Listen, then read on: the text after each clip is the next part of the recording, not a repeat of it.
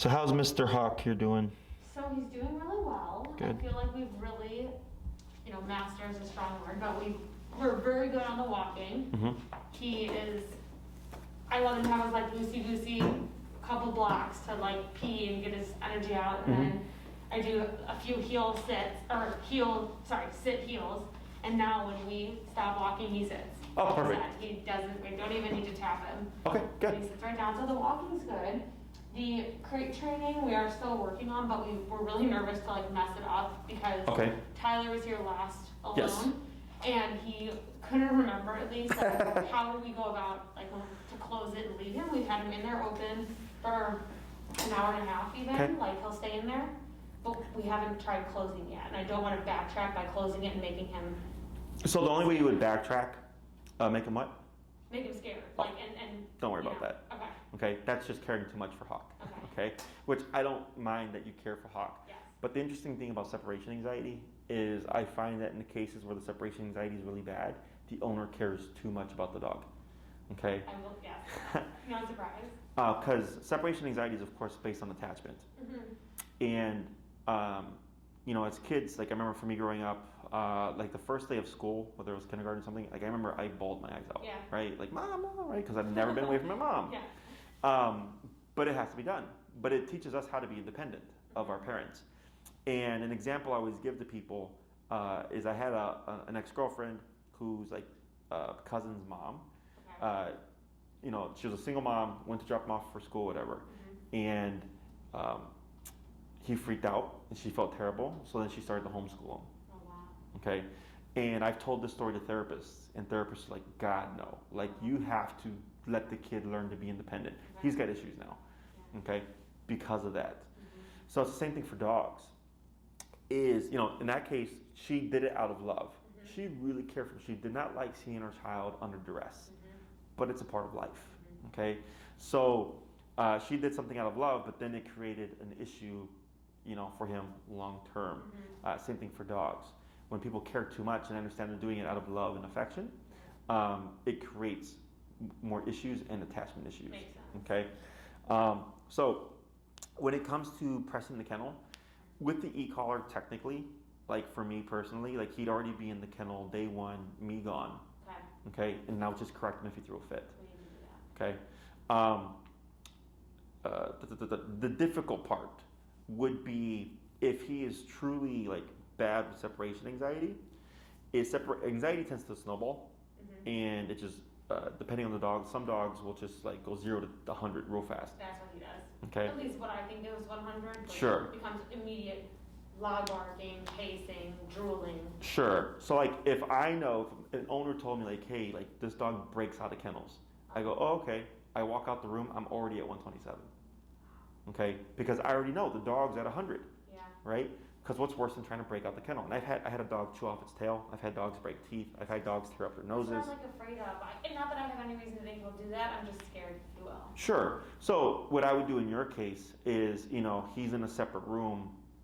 I can't remember. Did you have his kennel in a separate room? Yes. Yeah. We have Okay. it in our bedroom. Because I have a client that doesn't have the space. I'm trying to remember who it was. Yeah, we have it in a separate room. And Yeah. we put our Nest camera in front Exactly, of it. right? So I pop him in there, I close the gate, I close the door, I have the camera on, so I'm right there. So you don't have to leave. You're right. Okay? But this way you can start targeting. Because what we're trying to do here is that, let's say he does try to throw a fit and you tap him at like 65 or something, and he stops and he settles. Okay. Is that I go, perfect. Now he's related. When I'm gone and you try to do this happens. Is that when you transition to that bark collar, it's going to be the same thing. He's going to think, oh, this is going to go off if I try to escape. Right. And it keeps the brain in check because he thinks there's going to be a correction. Okay, so what I would suggest is, and do it when I wouldn't do this when you're going to be working from home. Okay.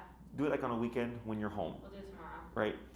You just pop them in, and then turn off the light, close the door, whatever. Go in another room, have your camera on, and just live your life and just keep an eye on them. Okay. And you'll be surprised. A lot of times the owners don't even see anything, but they're so kind of traumatized about what they're going to see from before that I get it. Okay. But the only way to know is to just do it. So when he barks or he hits the front of it, like he tends to paw at it. Immediately. Okay. And what's his training number for obedience? So when we are like outside walking, we start at like 30, 25, 30. But like we saw a squirrel the other day, and I was up to 65. Sure. And then what happened at 65? He definitely jumped. And jumped, and then what? I think he might have even yelled. And then what? Came right back. Okay. And then was he good after that? Yeah. Perfect. Okay. So I would work at your obedience number. Okay. So if it's 30, 35, I would do 45. 45. Pop him in the kennel, and then the moment you see anything related to that kennel anxiety, remote. Okay. People tend to give the opportunity. They're like, oh, give him a second, maybe he'll relax. Yes. That delay allows the brain to go into that behavior. Okay. So like, let's say you put him in, you close the door, and immediately he just goes, boom. Okay, even though it's the tiniest little thing. Okay, because 1 goes to 100 pretty quick. And then we see what happens. And you might find he just stops, turns around, and lays down. Okay? Anything else? So I know you mentioned before with the collar, it should only be on for like a couple hours before And then you you rotate. So once we do get through, we won't leave him for more than 2 hours right now, because we just want to get him okay doing that. Eventually, how does it work with if you're gone for more than 2 hours and he has the collar on? Oh, sure. So if you'd like to make your life easier, there is what's called a comfort adapter. Okay. That they make for the e-collar, and it's meant for extended wear. Oh. So like I get some dogs that are very aggressive, and they need to have the collar on 24/7. Okay. So this way the owner can put the collar on, and I always suggest that people still rotate, but it's really not a problem. Okay. Okay, so you can put it on them and then work from home all day, and at the end of the day remove it, and there shouldn't be an issue. So it just is like something that is added onto this collar. So you know how there's those 2 probes? Yeah. You would unscrew those probes, and then you put on the adapter and you screw it on. Nice. Yeah. Okay, perfect. So, and if you send me an email, I can send you the link to that. They're like $33. Perfect. And because you guys haven't purchased a bar collar, is that correct? Correct. Okay. Because in order to see what he's gonna do, we have to test that out first. And then if it's like, hey, Jesse, he does great with the collar on, but at some point he will bark, but we're gone. Yeah. Right? So then it goes unchecked, and that's where the bar collar comes into play. I see. Because then it'll correct even when you're gone. Okay. And what does it do? Like the same? Same exact thing. Okay. Yeah, same exact thing, except it's in response to a bark. Got it. Okay, and even like whining.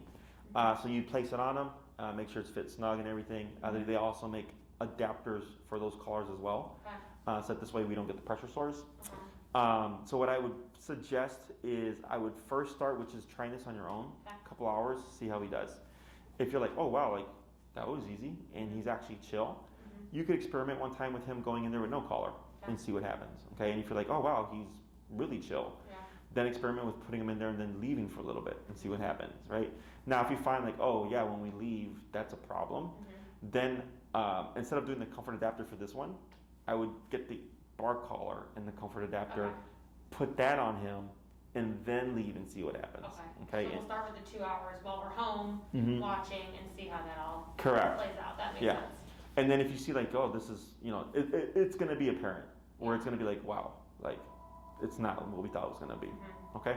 Because even like him going in there now with it open, like he goes right in and goes to the back of the crate, and he won't. If he tries to come out, we do tap him. Like he peeks his head out, and he goes right back. So it's been successful. We just haven't done the closing of the gate and being completely. And if you can do the gate open, closing of the gate should not be a problem. Okay. Because that's why I do the open, because that's the hardest. Oh, maybe that's my mind. I think he'll be like, oh my god. Now I'm trapped, right? Exactly. Because so the reason why the gate open is so important is because there it is. There's the opportunity. Yeah. Go. Oh crap, I can't. Right, so what does it matter if it's like closed? More restrained. Exactly, because it's mental game. Okay. Because so when we get kennel anxiety, physically the dog is in the kennel, but mentally the dog is out the kennel. And that separation, that frustration of the brain, if the brain's not with the body, that's where all that kennel anxiety comes from. Okay, because he's in the kennel obviously, but mentally he's with you in the other room. Right. And that's why he's like, hey, so when you get the brain with the body in the kennel, there's nothing. Okay. So tomorrow we're gonna like close it and leave the room, and he'll think we're not home. Yeah. And even if he like did have let's say you did try it and it's a shit show, okay, and you're like, crap, that sucked. Yeah. No big deal. Okay. You just shoot me an email, and I'll say, what did you do? Okay, try this now. Okay. because even with us, like it's not always perfect. Like we get dogs like that where we'll do all the work, put them in, and then it's not like we want it to be. Yeah. Okay, well we'll just make it how we want it to be. Okay. Okay, so I wouldn't worry so much about that. You're not gonna work against yourself because of the e-collar. Okay. Anything else? Not separation related. Okay. But new topic. We were away over the holidays just for a couple days in Milwaukee with our friends and their dog, and we had they got out of the house because we were loading the cars, and Hawk and this other dog, and they were running. They were off running, and he didn't have his e-collar on, so we were inside the house in a fenced in yard. We weren't worried about it, and obviously that was terrifying. Like he was running down the sidewalk of Milwaukee. It was like he's gonna die in Milwaukee. So how and when do we move into recall? Or Sure. what do you think comes next for us? So recall is a 2-person exercise. Okay. So recall would have been today. Oh, damn. Okay. So because I think you guys are doing 6, correct? Yeah, we have another. Is this 4? I think so because we did 2 on heel, then we did the kennel class last time, and then today would be. You're right. This is 4. Yeah. So then, and if we need to move the time around so that both of you guys can be here, it's not a problem. Usually it should be fine, but this last time we were having someone come fix our dishwasher, and then this time he's traveling. But the next few weeks will be totally open. Sure. Yeah. And as long as we know outside of 48 hours, if let's say something pops up on his end, it's okay to push back. Okay. Recall takes the longest to teach to the dog. Okay, because it's not just I teach him to come to me and it happens. You have to teach it, but then you have to practice it in all the different types of environments. Okay, and then it also requires you to go somewhere. Right? Practicing come and called in the home is not the same as practicing come and called at the dog park. Exactly. Very different. Exactly. So you have to practice in a lot of contexts. Okay. So, and then recall is a 2-class exercise. Okay. But expect that you'll be doing practice for a couple of months. Okay. And then this is if you're doing it consistently. Okay, if you're doing it once a week, then it's going to be even longer than a couple of months. But if you're able to do at least a session a day, a couple of months, different environments and stuff, it should not be a problem. Okay, so you'll have the tools to have reliable off-leash recall. You just need to put in the time to get it to that degree. Okay, because heel is easy because you walk your dog every day. Exactly. Okay, the kennel thing was easy because you just do it in your home. What we're going to do today is also easy because you can do it in your home. Recall is the hardest command or the longest command to teach because it requires you to go somewhere. Okay? Makes sense. Anything else? Nothing else. Okay. Yeah. I guess so. In our walking, I start with the sit and then heel to get them all acclimated. Okay, we're starting now. You're loosey goosey fun time is over. At the end of the walk, I can tell he's losing focus, and I say break and let him for the final block home just sniff and do his thing. Is that detrimental? No. Okay. Because as long as you say break, Yeah. doesn't matter. Okay, it's only detrimental if you say heel or whatever. Did you have a different cue? Heel. It's heel? Yeah. And he's walking with you, and then he starts to pull, and you go, whatever, and then you just do this Okay. because he was under command. He decided to do something else, and it went unaddressed. Okay, but as long as you stop. I always tell people break from a sitting position because if you break during a walk, he'll start to just preemptively break, thinking you're going to release him. Okay, so if you come to a stop, he should automatically sit. Oh, I see. We wait. So let him sit and then break him. Correct. Okay. But make him wait a little bit, at least 2 to 3 seconds, and then the break. So it's very clear of you go from working to now you're free. That makes sense because I think we always round the corner. Now he knows yes. And I'm just break because I want to try to have control of the situation. Okay. But that technically reinforces. Oh, right. Because if he releases because he's assumed the corner, and then you go break, right? He still did it. Okay. So then what I would actually do is turn and tap, walk, come back around the corner, slow down to a stop. He sits, wait, break. And then vary when you release him because dogs are all about patterns. If you always release him in front of the fire hydrant, even if you stop and have him sit, he's gonna know. Okay, so maybe it might be 10 feet past the fire hydrant, 20 feet behind the fire hydrant, in front of the fire hydrant. It's at different spots. That's a good point because as soon as we turn the corner onto Wayne is the street, he knows this is my time. Yep. Just be. Yep. So that'll help fix that problem. Okay. And one more question that I just thought of: when we are walking and he starts being a little bit more ahead of me than I want him to be, I'm still doing the turn tactic. Should I be doing heel instead? You're going to turn and tap, but if you're still having to turn to correct, it tells me your number is too low. Okay. So, because I think before we had talked, and I thought your number was 45-ish. So once we are out, and there's dogs and distractions, it definitely goes up. But if we're on an open street and there's no one there, 35 will get them right back to me. Okay. So maybe I should say like 35 to 45 is like probably The range, the yeah. range, and then for a squirrel it's like 65. Okay. How many times do you find yourself turning and tapping to correct him? In like a 15-minute walk, like 3 or 4 times? Yeah, that's too low. Okay. Okay, because it really should be once every other week. Oh, really? Yeah. Okay. So what I would do is start at 45. Okay. Okay, just start at 45. Okay. And then you'll find you'll do one turn and tap, and then maybe the rest of the 15-minute walk is perfect. Okay. Because you're already at the breaking point. Got it. Okay? I'm going too easy on them. I see this all the time. Yeah. This is why I know these things. And that's why I asked that question of like, well, how many times are you turning and tapping? Yeah. 3 to 4, right? Uh-huh. Because if it's, like, how many times do you run a red light? Like in a month? in a month? 2. 2? And like, let's say each time you ran the red light, you got a $1,000 ticket. Right. Do you think you're gonna be doing 2 red lights every Oh. month? No, right? It's maybe once a year That's because a it good was a analogy. mistake. That's a good analogy. Okay. So it needs to be enough of a fine to get him the first time to be. But dog fine is of course physicality, whereas human, obviously financial. There's like financial punishment. Yeah. So people are more willing to gamble pushing the boundaries if it's just $100 fine or $70 fine, whatever. Yes. But I bet you if they start raising all these fines to stupid numbers, one, people would complain, Yeah. but people would be much more in line because Yeah. no one wants to pay that amount of money You're right. for something that mundane. Yes. So, So start at 45. We're not going to ease into it. Correct. At 35. and then if when you we see a squirrel, just jump to it. Okay, don't even gamble like, is he gonna be okay? Like just jump to 65. Okay, because as soon as he kicks off into gear, like squirrel, right? And you tap him at 65, he's gonna go, whoa, Yeah. bad idea, right? Yes. Is if you take 10 seconds of him dragging you before you hit 65, he's gonna take those 10 seconds Yeah, like every I time. almost like have to go like, okay, 55, nope, 60, nope, and like while I'm still trying to drag him by the squirrel, I'm like playing with it and putting it Yeah, out. so you already go there. Yeah. Because you've already done the research. Yeah. Right? You said 65 and he just, boom, came right in. Yes. So then why would I gamble 35, 40, 45, 50, 55, You're right. 60, right? I just go straight to 65. Okay? Okay. Anything else? I keep thinking of things as we're talking. Okay. So when we're walking and we come across like someone we know who with their dog and he wants to play, how do I handle letting him do his socializing, but still like, should I Keep him under sit? control. Yeah, exactly. What I would do is I'd step aside, right? So you have the sidewalk and the grass, Right. I'm assuming. Is you step towards the curb, turn in towards the dog. Okay. He should sit, right? Shorten your leash. Okay. Don't tighten it, just shorten it. Okay. In case he lunges, he's not gonna, take you with him.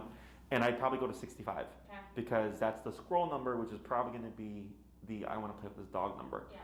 He's sitting at your side. They come to a stop. Oh, is your dog friendly? He is. Can they say hi? Of course. Okay. Okay, 1 second. Break. Got it. But now he goes from sitting to I get to greet the dog That now. makes sense. Okay? Yes. And then once that's done, heel. Boom. And then we walk and then just Yeah. adjust your number Because I'm again. finding myself doing like what I said, like when we turn the corner, like Mhm. he's like on his way and I'm like break, so that he knows like okay now Yeah. we're good, but it's not registering. Correct. Okay. And because for him, he already made the decision. Yeah. He was in a heel and he goes, oh, dog, I'm going to say hi. Right? There was no like, all right, there's a dog, but this is what I have to do. Okay. Okay? And so when you release him after he's made the decision, he just thinks, oh, I can release myself and you'll just agree with me. Right. Okay? So that's where the stopping and stepping aside, having him sit. Again, I don't care that he socializes. I just care that he does it when I give him permission. Exactly. Right? So if he's sitting there waiting patiently, and then it's like, okay, buddy, now you can say hi. Yes. He goes, okay, cool. And then you're going to start to see more restraint. Where when he's in a heel and he passes by a dog, he shouldn't do anything. Yeah. Because he's thinking, oh, like, I'm not getting permission right now, so there's no reason to assume. Okay. Okay, also number.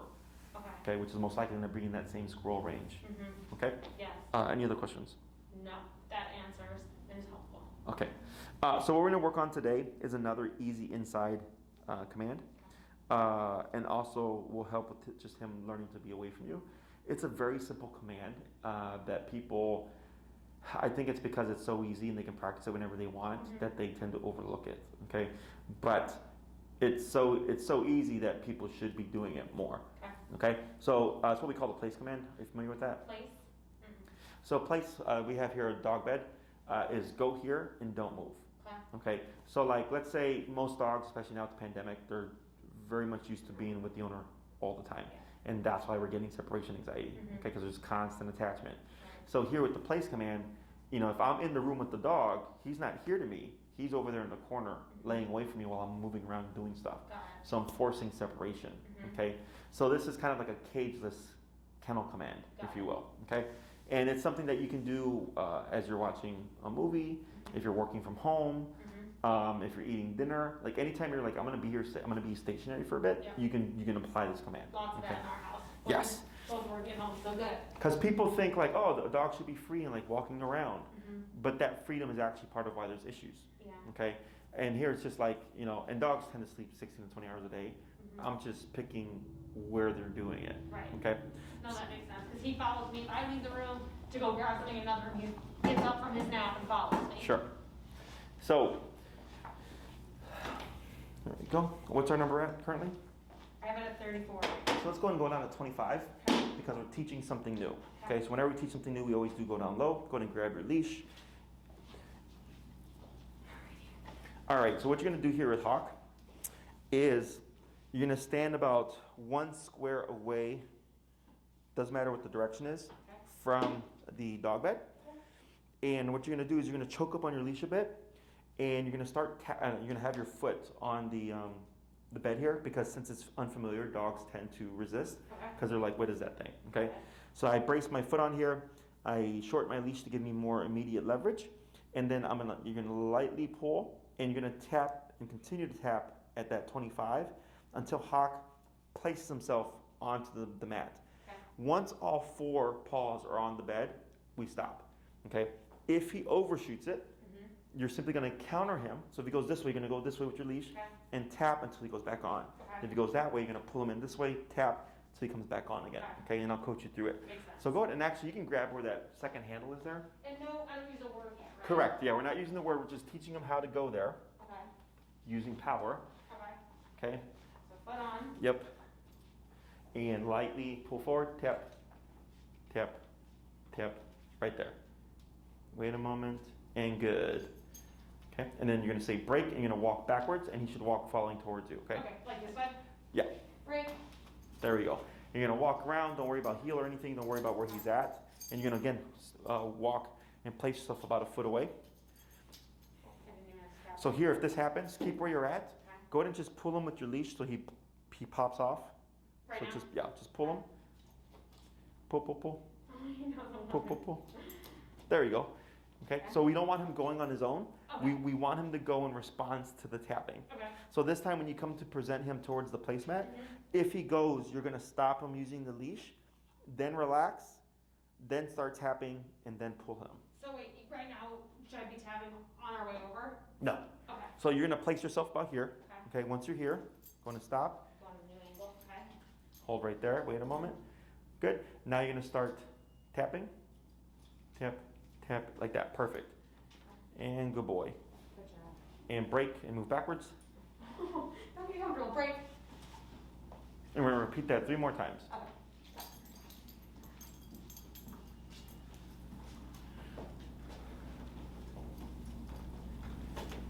Good. Break. 2 more.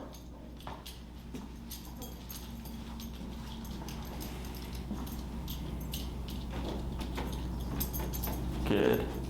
Break. 1 more. So even though I'm not going to have to tap them on now, is that okay? So, because what you're doing is you're walking up and you're continuing, and what you want to do is you want to walk up, pause, then tap, so that it's very clear that he's going from here to there. And I'm not guiding him. Right? Correct. Okay. Yeah. Break.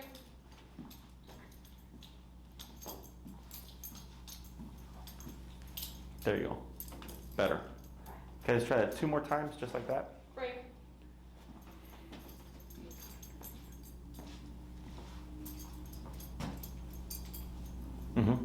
There you go. So you see how that was very obvious? Yes. Where he went from don't want to do it to like, okay, I'm moving. We're going to do 1 more. Break.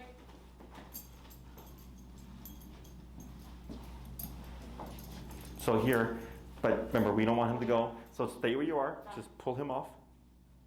Break. Right? And this is pull, pull, pull. Pull. There you go. Now pause right there. Wait a moment. Okay. Wait a moment. Tap, I see. tap. And now pull, tap. Now he's distracted. There you go. Perfect. Just like that. Okay. Okay. So now we're going to do the same thing, except you're going to do it from 2 squares back. Okay, so you're going to walk.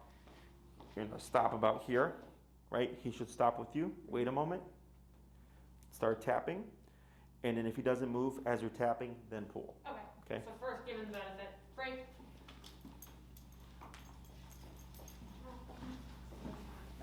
Here. Mm-hmm. And now. Tap, tap. Now pull, tap. Like that. Perfect. Good. And break backwards. Break. There you go. Perfect. 4 more times. 2 squares. Good. 3 more. Break.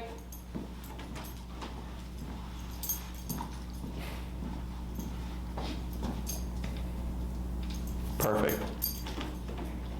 2 more. Break.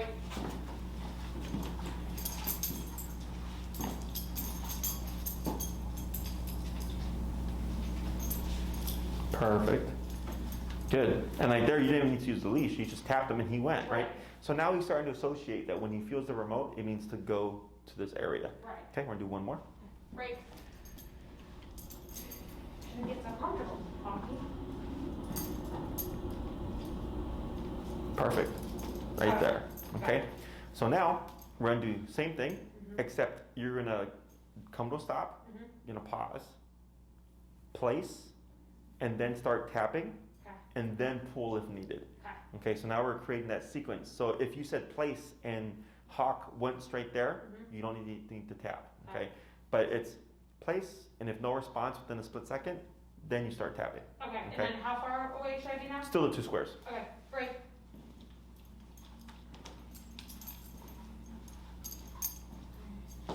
Place. Well, he was already going. So remember, you want to come to a stop first. Okay, so go ahead and just tell him break. Okay. Break. Okay, now you're gonna walk around and you're gonna stop 2 squares away. So remember, don't let him go on, because he's learning the pattern. Okay. He's right. learning. Yes, he is. Yes. Okay. So stop here. There you go. Now you're gonna pause. Wait a moment. Right, relax your arm. Okay, place. Place. Tap, tap, Play. like that. Perfect. Good. Break. Mm-hmm. Break. Good. 4 more. Okay. And you're at 30 or something? I'm at 29. Okay. So here, see how he's assuming? Yeah. So don't say anything, just walk backwards and pull him. Okay. There you go. And then you're going to walk forward. And again, if he tries to go to the bed and you've not said anything, you want to stop him with the leash. Okay. Yeah, correct. Now wait a moment. Place, Place. tap. There you go. Perfect. Okay. Okay. And the other thing is adding the like a variable to that time that you're waiting. Because if it's you stop, wait a second, place, tap. After you wait a second, he's gonna just start going. He knows. So sometimes I wait 5 seconds. Sometimes I wait a second. Sometimes 3 seconds. Same thing when you release him. Because if it's always we stop 2 seconds then release, he's gonna learn that like dogs can learn time, Makes sense. and you'll start to see him assume it. Okay, and we always want him to do it when we've given them the permission. Okay. Okay, 2 more. Break.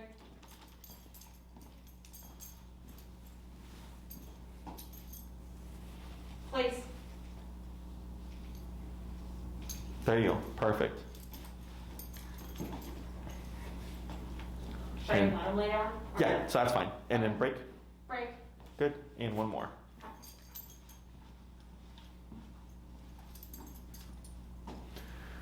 Right. Pull. Right. Hold. Wait a second. Place. Place. Perfect. Now we're gonna do here. Yeah, correct. We don't want to repeat. Go ahead and just sit down, but keep the leash in your hand. Me sit down? Mhm. Okay. Perfect. Okay. So what we're doing here is we're teaching what we call descend. We're teaching him that when he feels the tap, it means to go here. Okay. Okay. So most trainers, when they teach place, will say place and walk the dog and essentially just put them there. Okay. But then that becomes a part of the command. I always have to walk Push, yeah. the dog there, and I wanted them to go on cue. So what I do is I just start a foot away. Make it easy. I start tapping. I shorten my leash so I can direct them. And I'm already teaching them when I say place, you go here, without anything from me. Okay, and then after we got it in a square away, then we go to 2 squares away, then we go to 3 squares away, then go to 4 squares away, right? You moving around from different directions is good because dogs are very much creatures of habit. So if you always teach place like this, okay, and then one day you decided to hawk to place from here, what he'll most likely do is come over here, loop around, approach it from there. approach from here. Okay, so what you're doing is you're generalizing the command, and you're saying, hey, but place just means go here. Okay. Right? You don't have to do it a specific way. You just got to just move but there. But should always be the same place, right? You mean the object, or? Yeah, like should it always be a part of the couch? Should it always be his bed? Like, So place can be anything that has a perimeter. Okay. Okay, so like the corner, that cannot be place. Okay. Because where does it end? Doesn't. Right? This ends because there's a very distinct edging. Okay. So place can be a rug. It can be a towel. It can be a blanket. One time, so I have one of these in my trunk, and when I was teaching at Oz, I forgot to bring it, but I had my jacket, so I just popped my jacket down. I'm like, we're going to use this today. Got it. Dog learned it So just like it would learn. See it's like an end, yeah, there's an end to it. There's a shape, there's a perimeter. So maybe his bed will be a good thing. So you can use his dog bed. Okay. I've had people use a couch, and what they'll do is they'll take a blanket or something and put it on a spot in the couch to distinguish it from the rest of the couch. I see. But technically, the couch could be placed as well, right? But he might just have the whole length of the couch. Right. I've had people use ottomans. I had a person who used a very large area rug, like super big, and he's like, "Can that be placed?" I said, "Yeah, it's just a really big place that your dog can actually walk and even do laps." Yeah. Right? It's perfectly fine as long as your dog does not step off of the rug. Okay, so the size doesn't matter as long as there's a perimeter. Okay. You can have more than one place in the home. You can have one in the kitchen, one in the dining room, one in the living room, one in the bedroom. And so if you're in the bedroom and you say place, he would opt for the one in the bedroom. If you're in the kitchen, he'd opt for the one in the kitchen. Very unlikely he'd go to the one in the living room because he's in the kitchen. So dogs, again, remember about habit. So if he's in the kitchen, he's like, every time you place me, I always go to this one, right? I also had somebody who wanted to send their dog to place from anywhere within the home. And he had like, a 3-floor home or whatever. And I said, that's perfectly fine. And he just had it in one set spot in the home. And then he did what I said earlier was he worked backwards. And then he was able to send his dog, so if he was up on the 2nd floor place, the dog would run down and go to that spot, right? But having one consistent spot made it easier for the dog to go to because it was several levels within the home. So, or you can have one that you just move around. Maybe you have his dog bed, and when you go from the bedroom to the living room, you bring it with you. Place, right? So then he recognizes the object. So he goes, oh, the object moves, but it's always the same object. Okay? It doesn't matter. The dog will learn depending on how you teach it. It's also transferable or movable. So like for those that want to eat outside at a restaurant with their dog, some of my clients will carry like a towel. And then when they go to the restaurant, they just pop the towel down and they place the dog. And the reason why I opt for this command, because there's 3 stationary commands. We have sit, down, and place. Sit and down are very strict. That's a sit, right? The way that he's positioned. So if he were to lay down, if he was in the sit, we'd have to correct him back to this. If he tried to stand, we'd have to correct him back to this. Same thing for laying down. If he's laying down is this. It's not sitting up. So we would have to correct him if he sat up. With place, it doesn't matter. Yeah, just go here. I don't care what you do. Lay down, stand, sit. If somebody said like, oh my God, your dog's so cute, and went to pet him, it doesn't matter if he stands up because he's on place. As long as he doesn't step off of the perimeter, it's perfectly fine. But if he were to be in a down, and someone said, oh, I'm gonna pet your dog, and he got up, you'd have to correct that. Okay? So this makes it easier for the client to have stationary control, but not have to worry about like, what is my dog doing, and correcting him to a very specific position. With this command, we don't say stay. Stay is implied. Okay? So the way we imply it is if I send Hawk here, and then he goes, this is boring, and tries to step off, you wouldn't say anything. You would just start remoting. And then kind of like with the kennel, where he would... And don't say place. Like, I'm not saying for the kennel, he just knows, oh, I got it back. Go back, exactly, just like the kennel. So with the kennel, you're technically creating an implied stay. I put you in here, and if you try to sneak out, there's going to be a correction, and it comes without warning. And that's what deters him from wanting to break the position. Most people tend to warn. No, stay, or place, right? So what happens is, the dog goes, oh, I heard no. okay, I'm going to go back. Mm-hmm. And they avoid the correction. Mm-hmm. But then you're constantly saying no. Right. But if I let him do it to an extent and then correct him with no warning, he goes, whoa. Yes. He's like, if I want to avoid the tap, I just don't move. Mm-hmm. As long as I don't move, we're all good. Mm-hmm. And then I don't have to worry about constantly having to repeat things. Right. Okay? So the more we use the remote, the less we use it over time. Okay. So when it comes to the staying aspect, dogs have a learning capacity of a 3 to 4 year old child. Mm-hmm. So like growing up, I remember like we would go to church. He's starting to fall asleep. We would go to church and my mom would say, you have to be quiet. Mm-hmm. Right? But I was a young kid. So, as a young kid, you want to move, you fidget, like you get bored, you like go underneath the pews and everything like that because it's hard to sit still. Right. Same thing for dogs. Okay? So this exercise is mentally challenging, just like the kennel. Going in there with the door open. He definitely is like restrained, like. Yeah, right?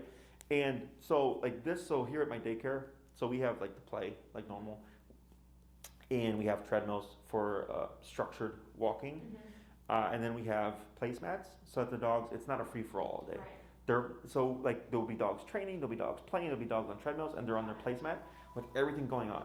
And they're going, man, I really like to do that stuff, Right. but I'm here. Okay? I've seen that in there with them, with one. Yeah, exactly, yeah. Yeah. So it's mental control. It's Right. I don't always have to be doing something. Right. Okay, people my dog has to always be doing something in order to be tired. Mm-hmm. They always have to be playing, right? Yes. So that's why a lot of those daycares that are play all day, Mm-hmm. a lot of clients that we get here were the most common complaint was my dog would be at daycare all day and come home with tons of energy, Mm-hmm. like because they're overstimulated, Yes. because it's play, so they're stuck. Right. So here, because we divide everything up, Mm-hmm. the dog is calm. Mm-hmm. Because it's not just play. Right. There's the structured walking where they have to focus, Mm-hmm. and then there's the I'm not going to do anything for an hour or two, whatever. Yep. Okay. So, question so far. So you may get this, but would this be used not only when I like leave the room to teach him like it's okay to be without me? Mm-hmm. Would it be used like for if we have a workman coming? Someone coming over, correct? Yeah, okay. So technically, yes, you can do that, right? So like, let's say at 5 o'clock, somebody's going to come over to like fix the stove, Mm-hmm. and so I know at 5 o'clock they're coming. 4:30, he's already on place. Uh-huh. People tend to wait for the problem Uh-huh. and then try to control it. Okay. But if I know if something's gonna happen at 5, at 4:30, I already have the control in place. Okay. So he'd be collared up. We'd have the leash on in the beginning because we're training, Mm-hmm. and you have him there. And then at 5 o'clock, somebody knocks or whatever. Right. Does he bark? He'll do like an inquisitive, like a who's Sure. there kind of bark, Yes. So that's perfectly normal. Mm-hmm. So he barks, right? And maybe he looks like he wants to get off, or maybe he does try to get off. Yeah. I don't say anything. I start remoting him. Okay. He should go back. I go to the door. Uh-huh. I watch him because he knows, oh, when you open the door, there's going to be a stimuli, right? Yes. So maybe when I go to open it, he perks up again. Uh-huh. I tap him just to calm him down. So what you're saying is you're stuck there. Mm-hmm. No matter what comes through this door, you can't move. I like this. Okay. Okay? So then your guest comes in. So, like, let's say, he's super friendly and he, like, jumps on people and stuff like that. Mm-hmm. Is technically, you're not going to see that behavior because you're preventing it from happening. Mm-hmm. He can't break off of here, so he can't jump on people. Mm-hmm. But let's say your guest is in and you decide he's doing well, and you say, okay, buddy, break. What do you think's going to happen? I'll run right up to them. And Jump or greet them. Jumping isn't too bad. Yes, he'll greet them and be all excited. Yes, right? So, because we have two different things. Mm-hmm. So him being here doesn't teach him not to jump. Okay. It prevents the jump or prevents the overexcited greeting Right. from happening. Mm-hmm. So when you release him, he's like, great, I'm going to do what I wanted to do. And he's going to greet them with energy. Yeah. Now, if his energy is respectful and he's just like wiggling and like that and keeps his Yeah. paws on the ground, I personally don't care. That's for the most part how he is. Yes. Yeah. So then that's fine. But obviously we don't want jumping or whatever. Yep. So like if we did get something like that where he tried to jump on somebody, Mm-hmm. you would tap him for the jumping behavior Got as a correction. Okay. So just like if you were to jump on a dog at the dog park and they don't like it, they would bite him and say Yeah. like, don't jump on me, respect my Mhm. space. That's essentially what you're doing with the remote. Okay? So that's the difference. Because people think that this fixes jumping Right. or whatever. And they go, it doesn't. Supposed to correct that if it happens. Exactly. Okay. You know, so if I have a dog that like bites people when they come into the home, Mm-hmm. I'll tell the owner like, this is preventative control. If your dog respects the command, they can't get to the person, therefore they can't bite the person. Right. But the moment you say, okay, break, and the dog's like, I want to bite you, Mm-hmm. it's gonna happen. Okay. we would have to correct the dog for actively biting. Okay. Okay, so there's no right or wrong.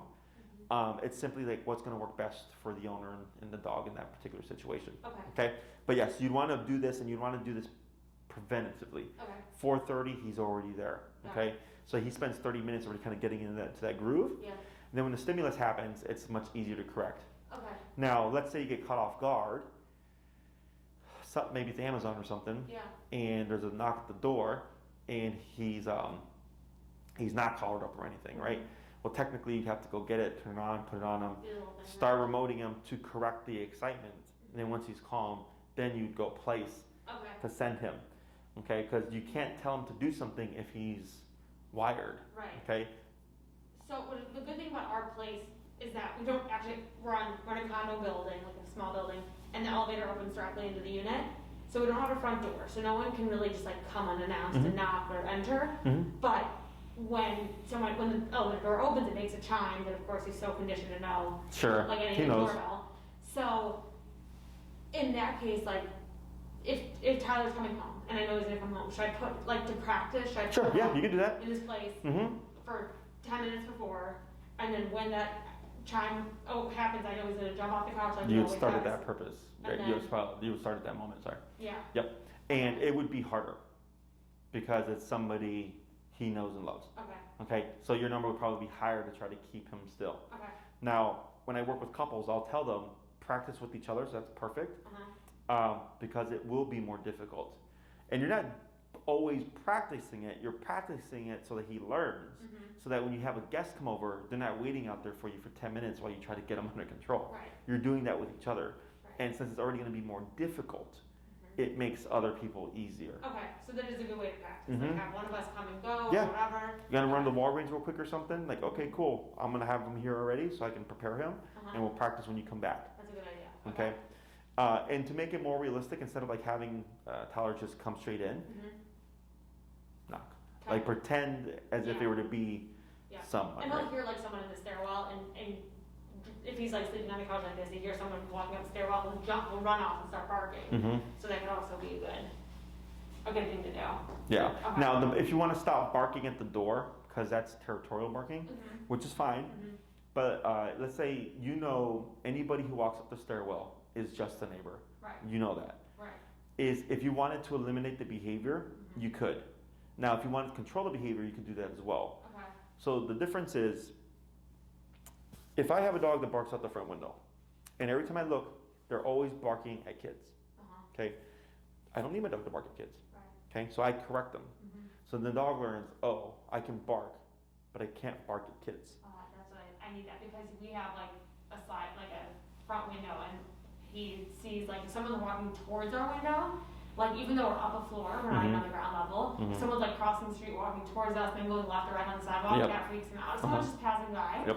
on either side, he's not phased, but if they look like they're coming at him, it freaks him out. Yeah, because it looks as oncoming threat. Exactly. Okay, so Okay. it's normal, but you know this person is not coming inside, Right. right? So that is something you could just eliminate Okay. because you know you don't need it. Okay. So then, did I ever send you guys the bunker videos? I don't think so. Okay, so I can send you those. Okay.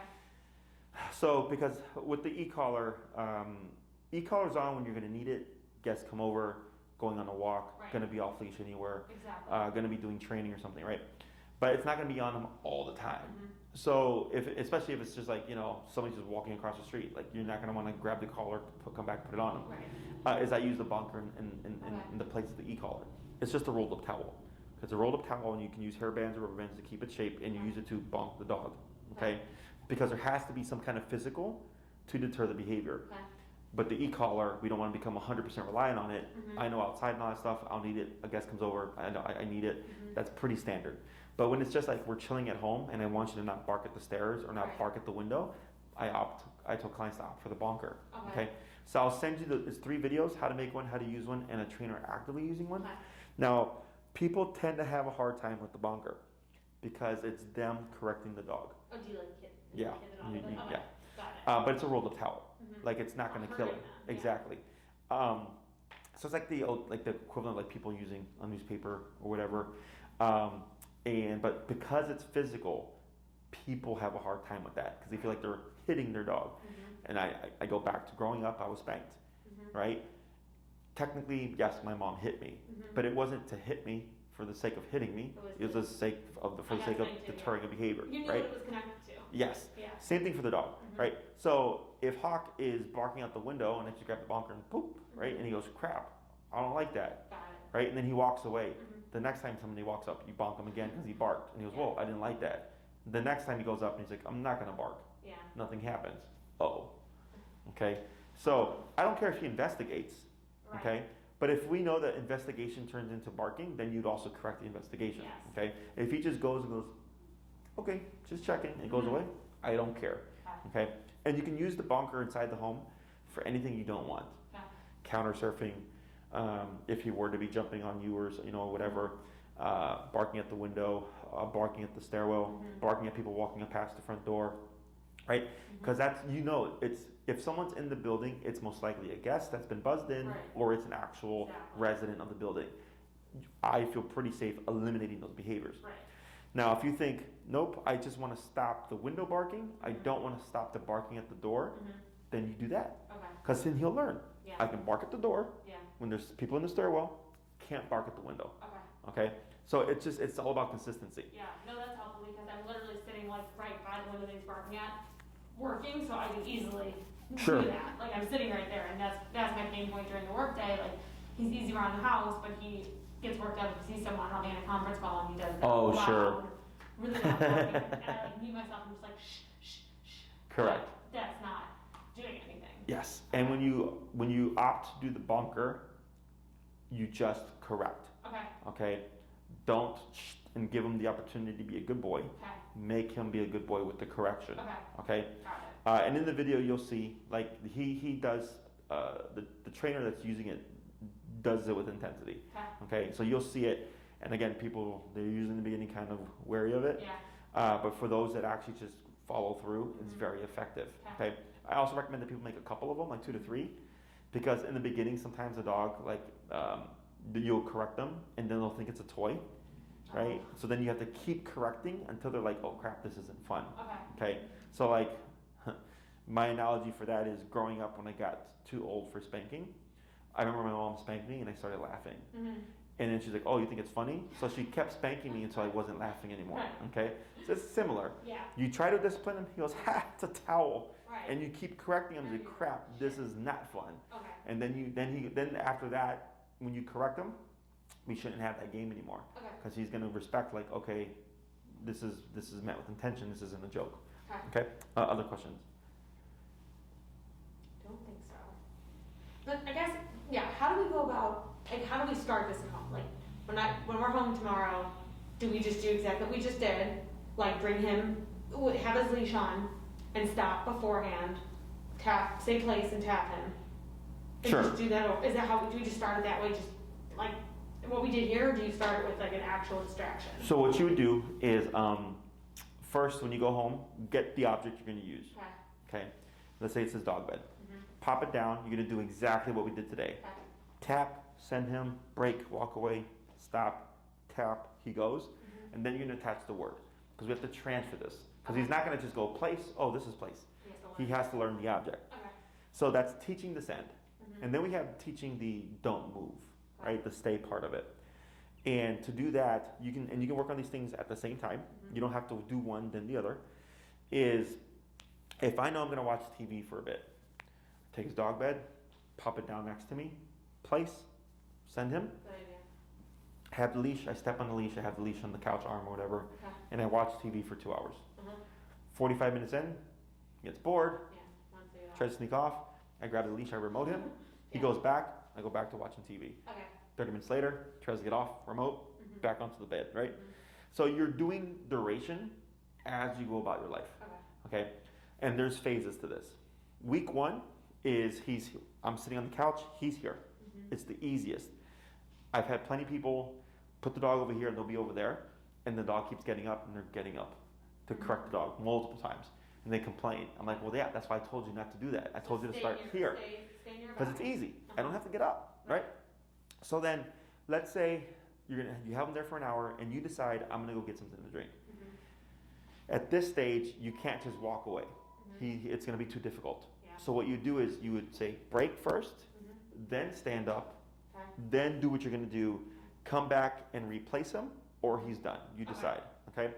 The reason why we break first, then stand up, is because if you stand up and then break, he's going to think every time you stand up, you're going to break him. Remember, kind of like with the walking, every time you turn that corner, you release him. I mean, he even like,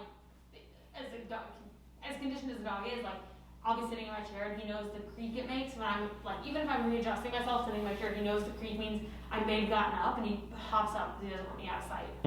So, I'm just thinking like for like maybe when I'm on conference calls, I put him. You can do it, yeah. If you're working, in yeah. Place. Like I know I'm gonna be on the phone for the next hour. I need him to be quiet. Correct.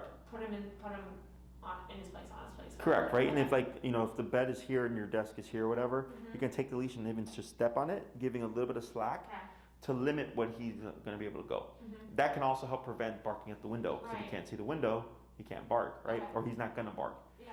So yeah, you can do that as well. Okay. Now, so that's for the first week. Then the second week, he's still going to be here, but now you can get up and walk away, but he shouldn't move. Okay, if he does move, you would correct him to go back, but at this point it should be easier because you've already done a week of corrections for breaking off prematurely. Okay.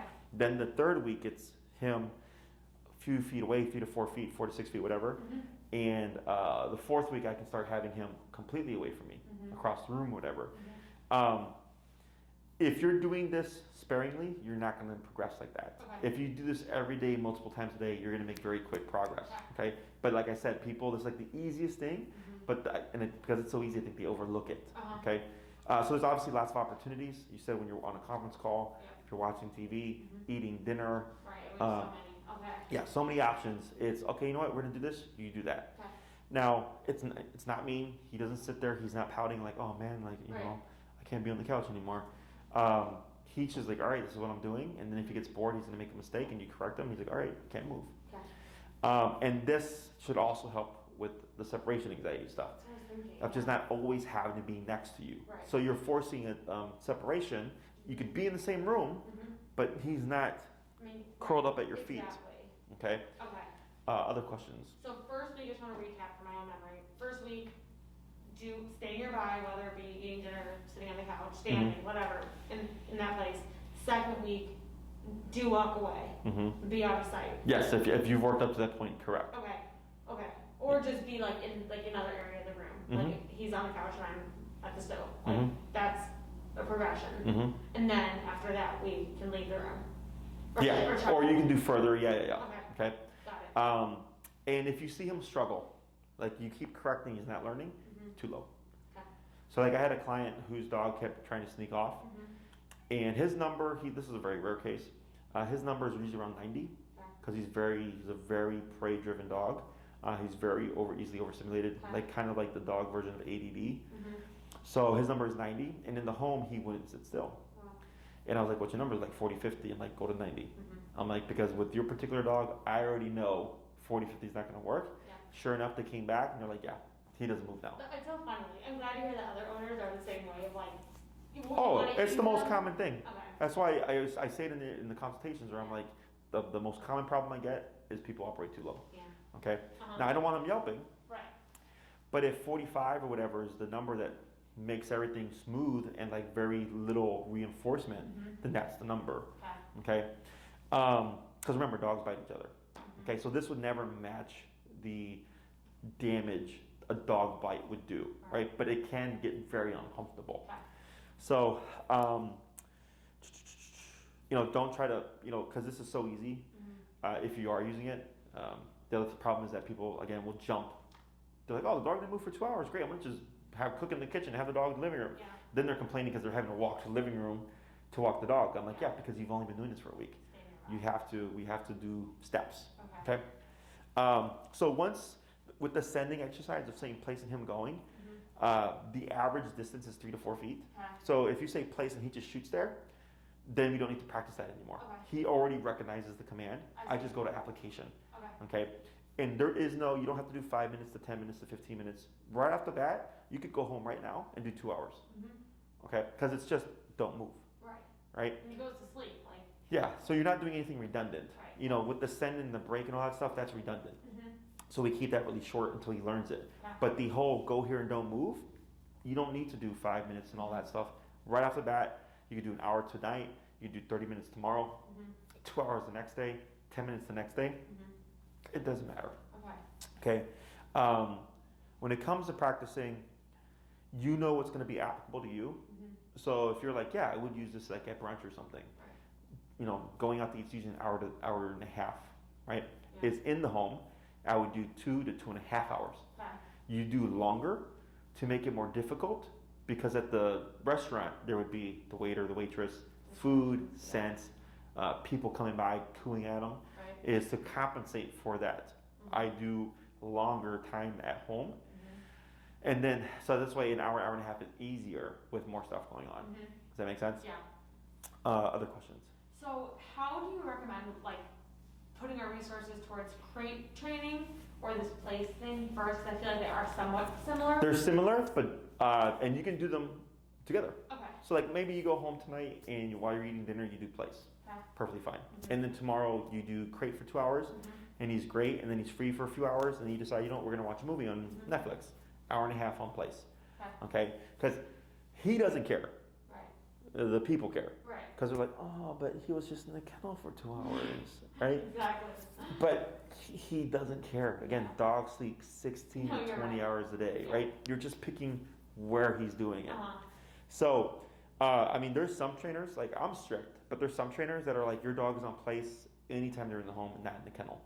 Okay, and if they're not walking or going potty outside and stuff, your dog is on play. Like it's literally the dog is under control 24/7, right?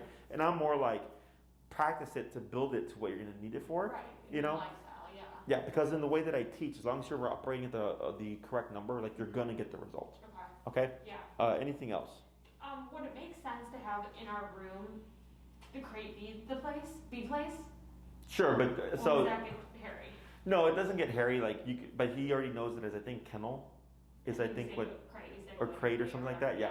So technically they're the same exercise, except one has a boundary that has a closing gate. This one doesn't. Okay.